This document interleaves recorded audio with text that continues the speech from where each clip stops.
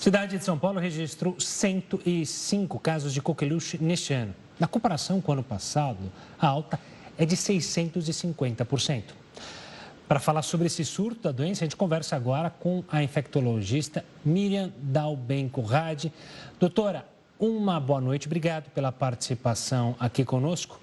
O que se explica ou quais são as explicações para a gente ter esse salto tão grande numa doença que é tão esquecida, né? Que a gente até esquece o que ela faz mesmo. Boa noite, Gustavo. Boa noite, Renata.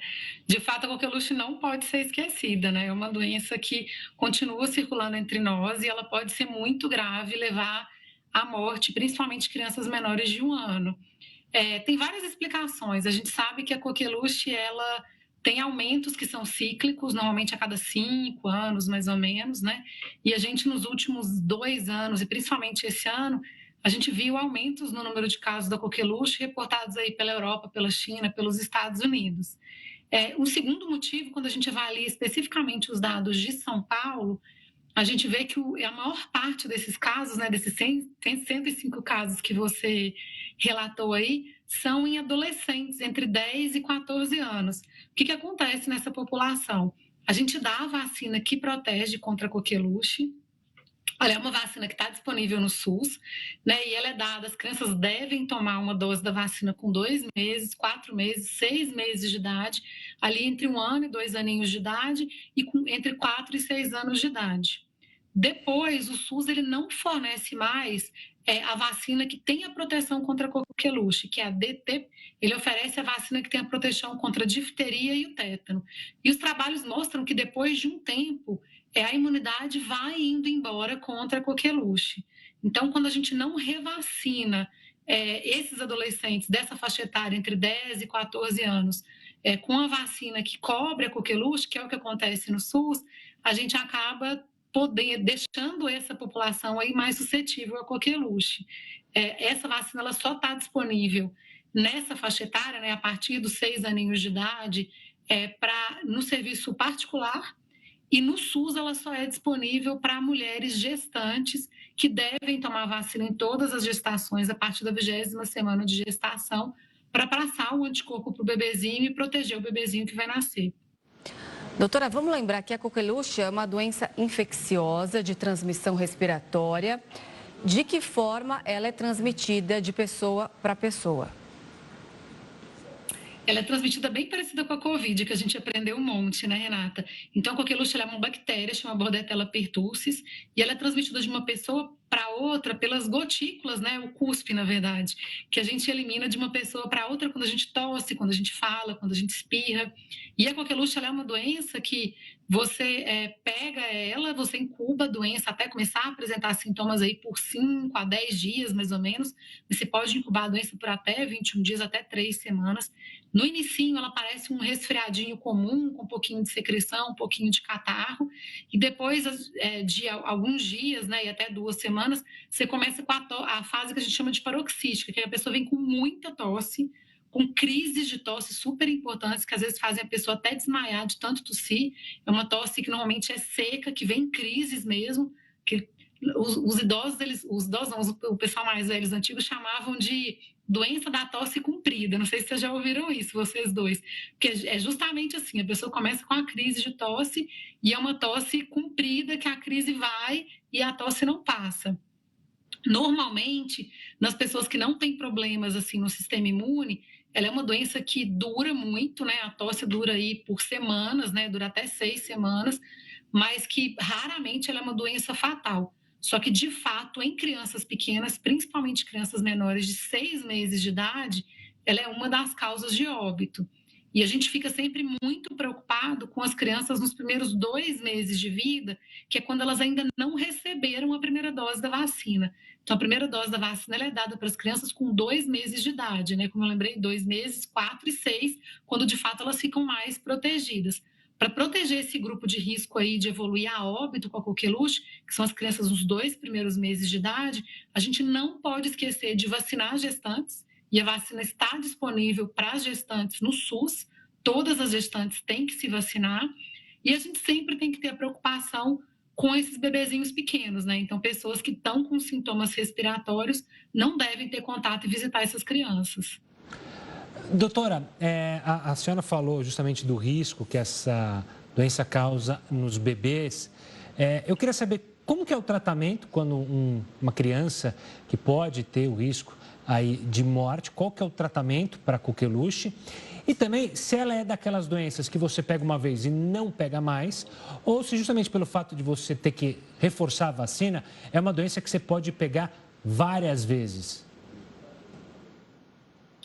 Então vamos lá, né? Ela tem tratamento, o tratamento ele é feito com um antibiótico, que normalmente a gente dá por 7 dias. Existe uma coisa que a gente chama de profilaxia também. Então, contatos próximos de um caso de coqueluche, como por exemplo, pessoas que moram no mesmo domicílio, né? Ou quando a gente tem um surto, por exemplo, numa creche, podem tomar esse antibiótico também para não desenvolver a doença. Então, tem tratamento, mas tem que ser diagnosticada precocemente para o tratamento trazer um benefício. Ela não é uma doença que dá uma imunidade duradoura, Gustavo. Então, diferente de outras doenças que a gente conhece, como por exemplo o sarampo, a pessoa ela perde a imunidade, pode pegar a coqueluche de novo, num prazo aí entre 5 até 30 anos, pelo que tem descrito na literatura de relatos de casos, assim.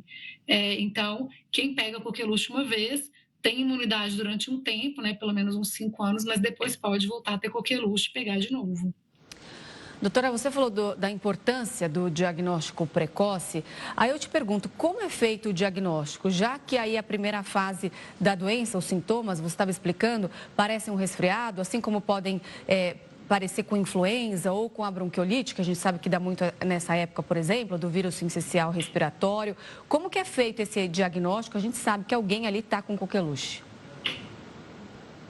É difícil, assim, um diagnóstico específico, quando a doença ela vem com um quadro clínico muito típico, né, da tosse comprida, como diziam os antigos, é mais fácil do médico suspeitar. E ele faz o exame coletando uma amostra, né, das vias respiratórias e mandando para um exame que a gente chama de PCR, que é uma técnica bem parecida com aquele exame que a gente fazia, por exemplo, da Covid. Ele antes era um exame que era muito caro, ele ficava só disponível basicamente no governo mesmo, mas hoje ele é um exame que tem se tornado mais acessível, vários laboratórios já fazem e com preços acessíveis. Quando o médico no SUS ele faz a suspeita de um caso de coqueluche, ele também pode notificar e mandar a amostra do paciente para confirmar o caso. O que acontece muitas vezes é que a gente acaba tratando empiricamente, que a gente fala, né? A gente suspeita do caso e acaba tratando antes do resultado do exame voltar. Às vezes, quando a gente tem pessoas que são vacinadas, mas há mais tempo, fica mais difícil de fazer a suspeita diagnóstica, porque muitas vezes o quadro clínico ele não vem tão florido, com a tosse comprida, as crises super exuberantes assim de tosse. Então, às vezes, o médico demora um pouquinho para suspeitar e pedir o exame. E quando vem casos de surtos, por exemplo, né? Então, uma pessoa de uma sala de aula, por exemplo, numa escola, teve coqueluche, aquele caso foi confirmado como coqueluche, aí também fica um pouco mais fácil de diagnosticar. Porque aí outros casos de pessoas que desenvolveram sintomas parecidos, você já vai saber que muito provavelmente é coqueluche também. Doutora, a gente já viu sarampo, catapora, agora a coqueluche voltando. Se me corrija se eu estiver errado, a coqueluche, inclusive, a vacina tem a ver com ela é uma tríplice, né? Difteria e tétano. E claro que as pessoas estão deixando, a gente está vendo, isso está claro, né? Os dados estão mostrando que as pessoas estão vacinando menos.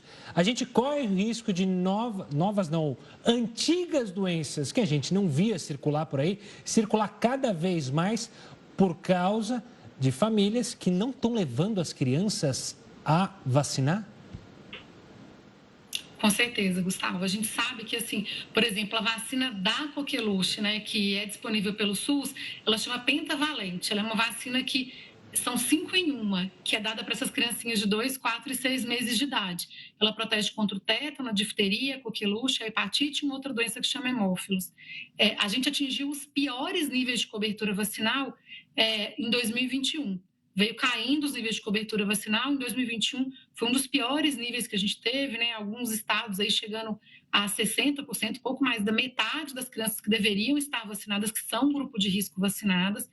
Felizmente, nos 2 últimos anos, a gente viu que a gente conseguiu retomar a vacinação dessa galerinha e a gente está melhorando as taxas de cobertura vacinal.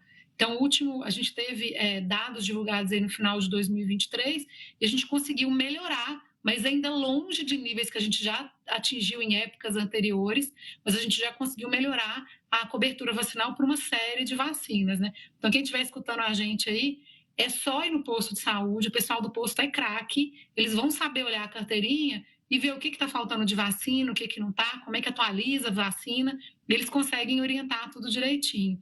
Não dá para deixar doenças que já mataram um monte de crianças, deixaram crianças sequeladas no Brasil, como a poliomielite, por exemplo, novamente voltarem e causarem um estrago que a gente já teve anteriormente. A vacina está aí, disponível, é segura, é gratuita. Com toda certeza, nós conversamos com a infectologista Miriam Dalben. Doutora, muito obrigada pela entrevista. Uma boa noite, até a próxima. Boa noite.